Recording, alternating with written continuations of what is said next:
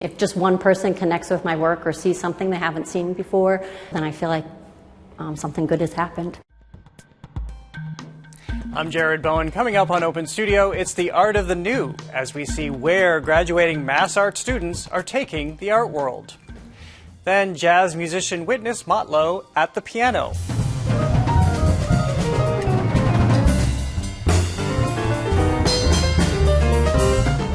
Plus, opera's back and coming to a trailer near you.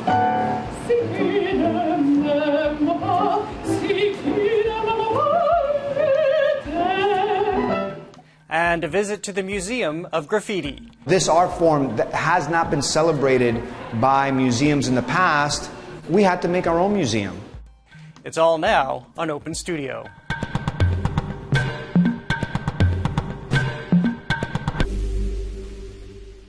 First up, if you want to see the future of art, head to Boston's newest art gallery. The Massachusetts College of Art and Design has just opened MassArt SoWa, a space in Boston's hot gallery district featuring work by artists about to graduate from the school's fine arts program.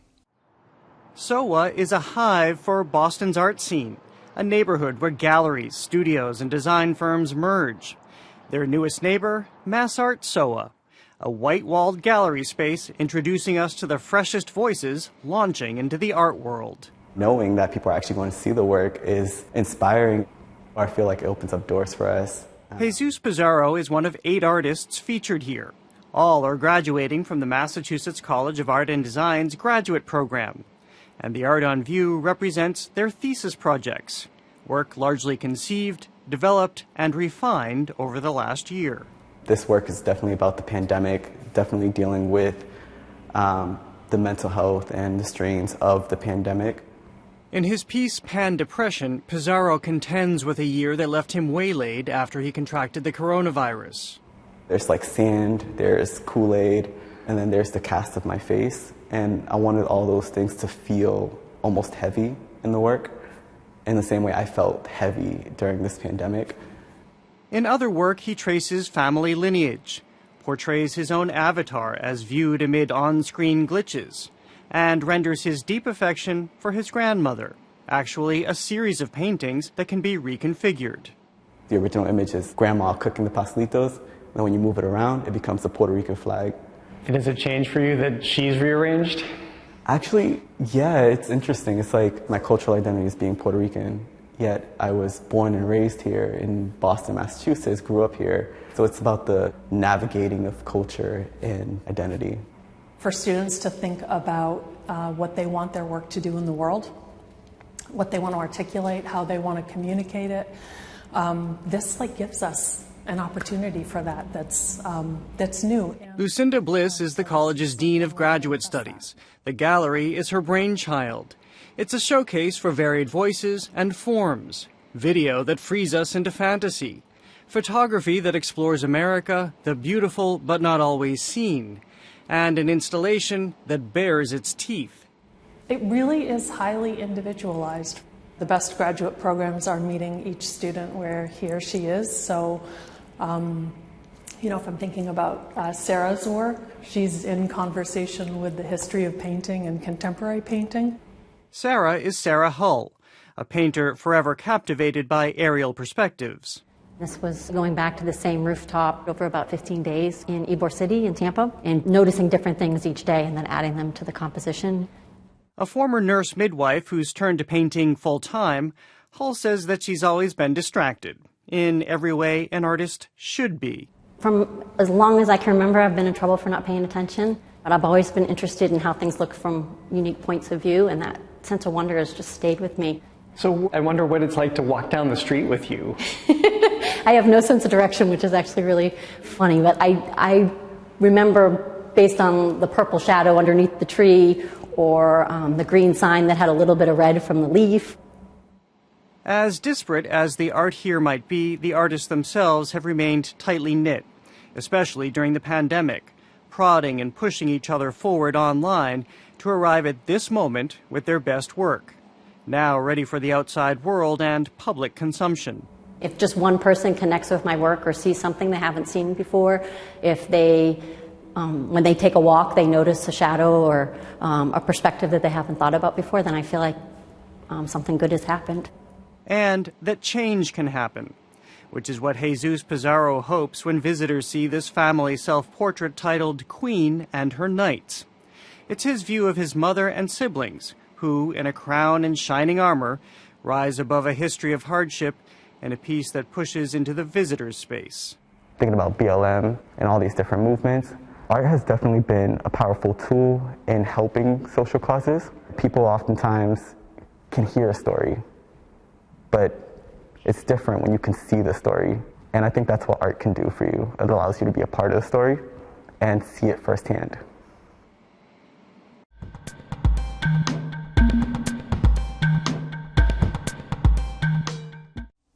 Pianist and composer Witness Matlou recently performed as part of the Jazz World Trio right here at GB8 to celebrate International Jazz Day with a performance called Jazz Now, No Borders.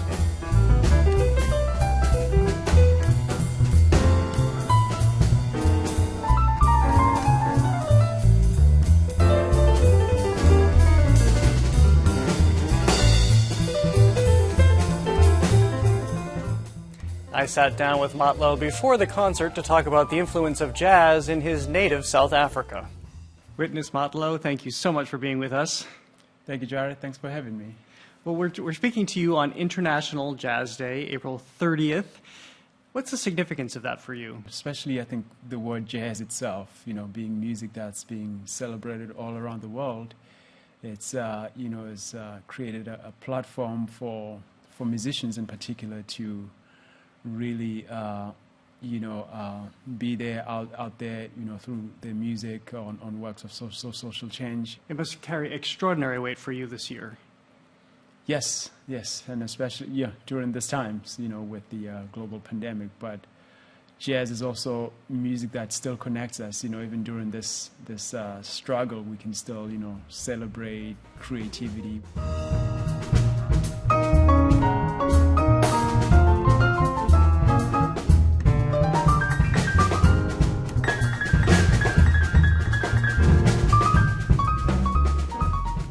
Well, you grew up in South Africa. Jazz is considered a very American art form. So how did it germinate for you? How were you attracted to it there? There seemed to be a highlight really towards the release of Nelson Mandela. There was a big, vibrancy that was going on, and there was people like Miriam Makeba who had recorded music, people like Abdullah Ibrahim who recorded the music that kind of captured the spirit of what was going on in the country, and that anticipation of Nelson Mandela being released, and that sense of celebration, and towards the black people being able to vote for the first time. So there's that level of excitement, and jazz kind of represented that. And tell me what you've done in regard to Nelson Mandela and using his words in the piece that you've created. This is within the context of the composition piece that I'm working on. That highlights important aspects of South African history. And this one with Nelson Mandela is his trial, called the Rivonia trial. So he was in trial, and the speech that he made during that trial, which he was expected to be sentenced to get a death sentence, and I think he was advised to basically confess to all what he's charged for, to say he's guilty, hopefully, for a better deal. But he kind of knew that was kind of the end for him, and he was really, his speech was very touching. And, I wrote a piece that kind of tries to highlight a little bit of that. And let me just play a little bit of that, if you would allow me. See if we can get it there. So in the speech, he says, I have fought against white domination, and I have fought against black domination. I've cherished the ideal of a free and democratic society where all people could live together in peace. at the end of the speech, it ends with, for that ideal, if need be, I'm prepared to die.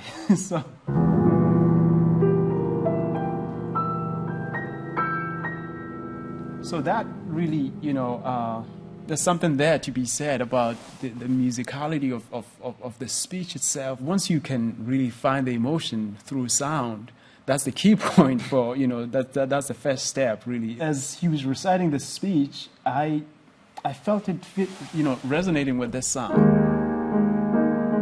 At the beginning, that sense of suspense, a little bit of suspense there. It's not this and it's not that, which on its own has a unique, identity, emotional state. The word democratic itself too has a very present sound, right?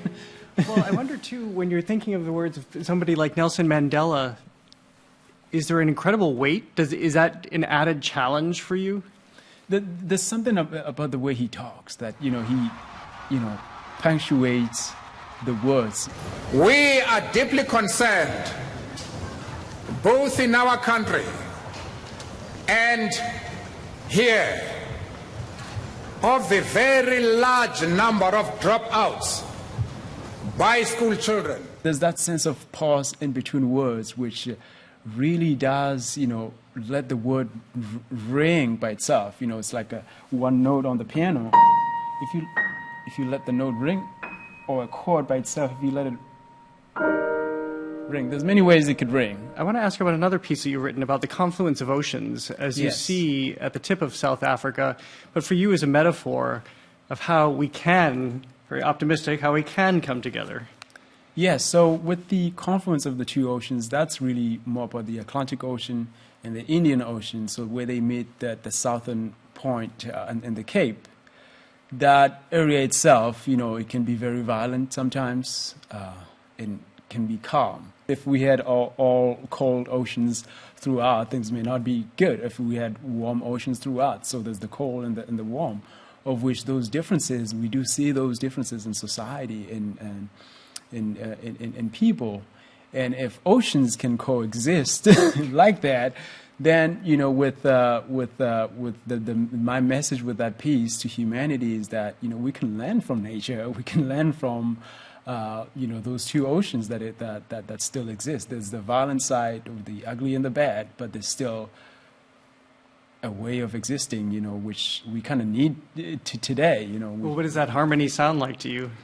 With that sound, I ended up, I came up with like some fourth intervals intervals of fourths. So that sounds. So right there, so I was kind of looking for that. Like, how do you express water? that's another thing on the piano, like sound of water. For me, kind of crystal, kind of a glass, also that could. Well, you have given us a soundtrack for the future, I hope, as we figure out as a people how to come together.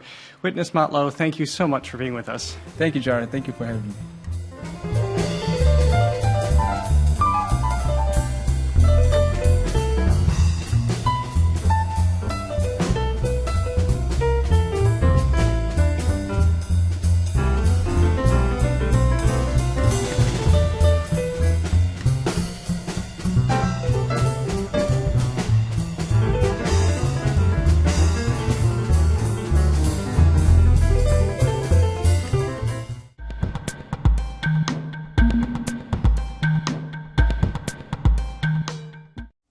Some world premiere performances await us in Arts This Week.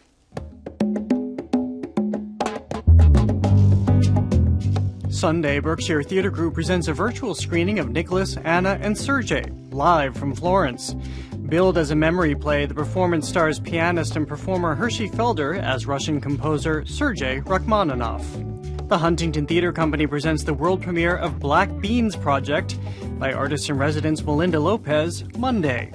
It's about two siblings who connect virtually to share a secret family recipe and some secrets of their own. It's gonna be a scorcher today. 32 years ago Wednesday, Spike Lee's groundbreaking film Do the Right Thing premiered at the Cannes Film Festival. Although it didn't win the top prize, the movie now has a place in the Library of Congress National Film Registry. Witness the world premiere of Whitesnake Project's Death by Life Thursday. The opera addresses racism and mass incarceration and features texts from imprisoned writers and their families.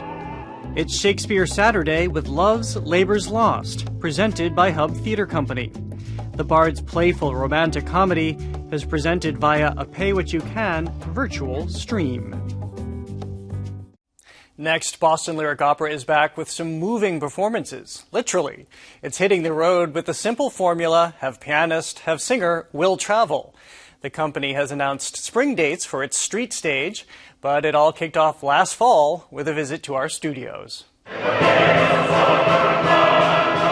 This dress rehearsal for the opera Norma back in March was the last time the Boston Lyric Opera was on stage.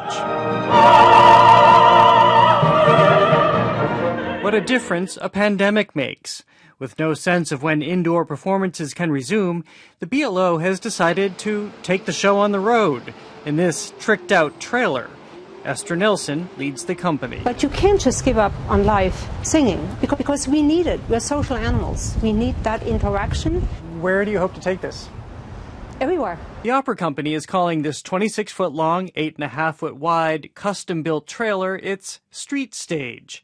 It was painted, where else but at the Museum of Fine Arts, by a group of teenagers from Artists for Humanity. And recently, it rolled up to our GBH studios for a dry run. With its doors parted, the trailer is open for opera.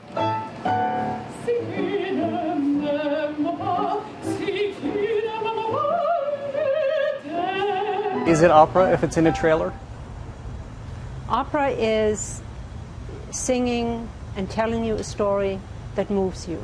The BLO is planning on a string of pop-up performances where the street stage will pull up to communities all around Greater Boston for some surprise, socially distanced concerts. All right, here's your 10. And here, a medic always has a starring role. I'm going to have you fill out this form right here. It's just a self-assessment form, and it basically asks if you're experiencing any symptoms of COVID-19. As artists, we go to where the art is and where the art can be done. For the moment, Street Stage is traveling only with a pianist and singer, although other musicians and performers can be added, even to the roof, as safety guidelines allow.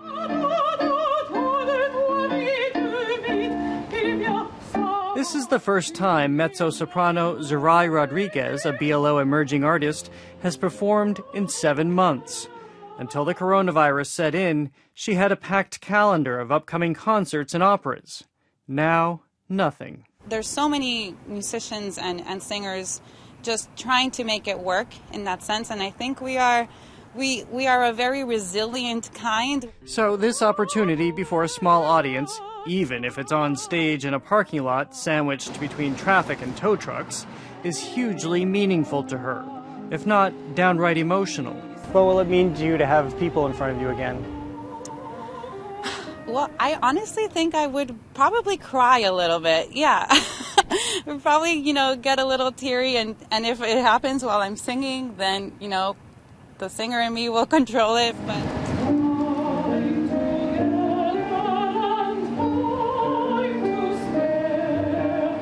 On the Street Stage playlist is the song Somewhere from West Side Story. It's more than 60 years old, but it's an especially apt anthem for today.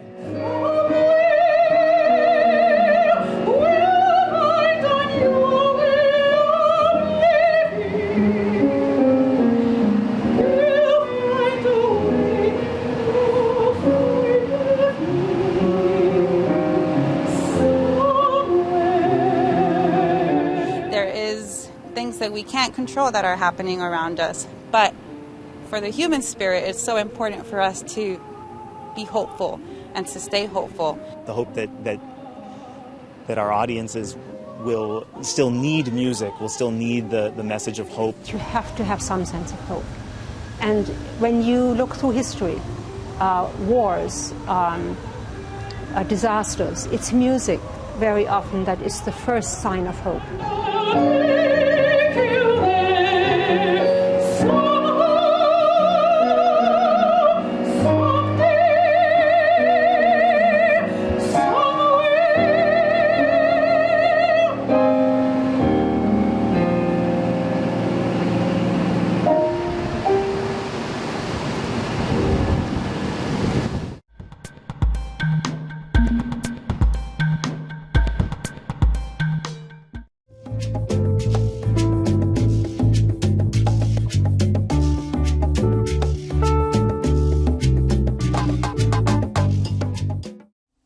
In Miami, graffiti abounds, with entire neighborhoods bathed in murals. No surprise then that there you'll also find the Museum of Graffiti, a first-of-its-kind space celebrating the storied history of graffiti and the evolution of the art from a vandal's form of expression to an international art movement.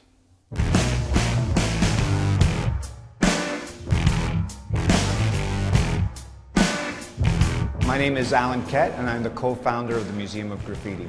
Allison Frieden. I'm the co-founder of the Museum of Graffiti in Miami, Florida.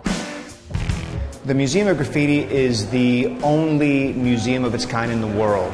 We give context to the walls that you might see when you walk around this neighborhood. One of the most important exhibitions that we currently have on display is called Style Masters, the birth of the graffiti art movement.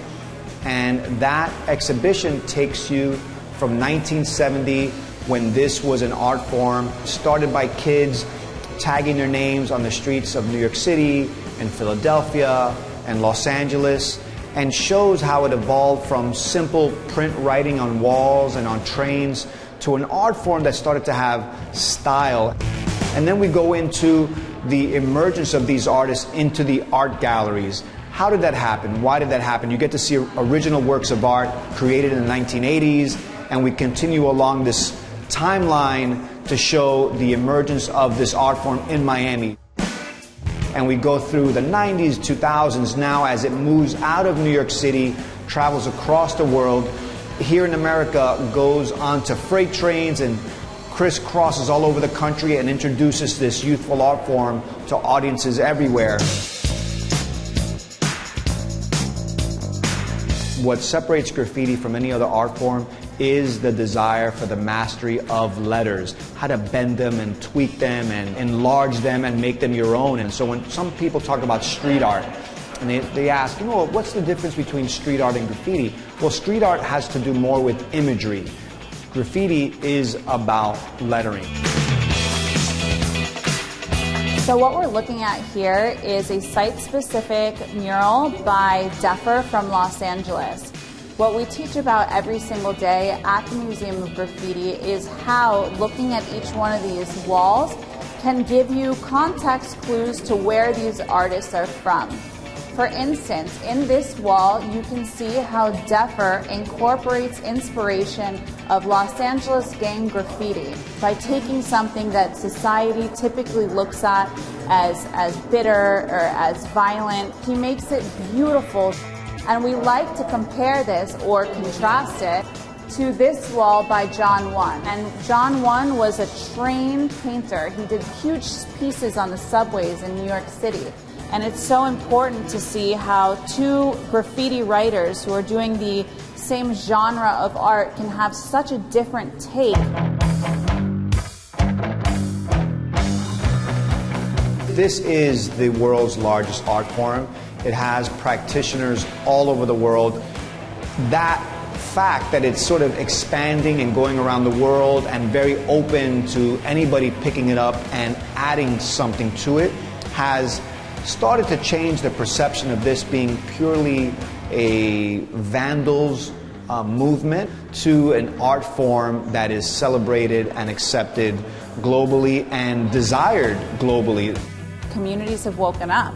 And that's where we are today, which is that social norms and cultural norms have shifted just the way that they've done in other areas of low-level crimes. People are opening up and seeing the benefit to including this type of art form within our community. my personal history, I'm from New York City. I started painting in Brooklyn, New York as a teenager in the 1980s. I painted exclusively, illegally, painted the trains, I painted the walls, and I've gotten arrested. And it didn't dissuade me from being a participant in this art movement. As a matter of fact, it made me sort of more entrenched. And the Museum of Graffiti today is sort of the project that I dreamed of. And I was able to convince artists that normally would not give their artwork to anybody to allow me to have it because they trusted me, they know me as a member of the community. This art form that has not been celebrated by museums in the past, we had to make our own museum.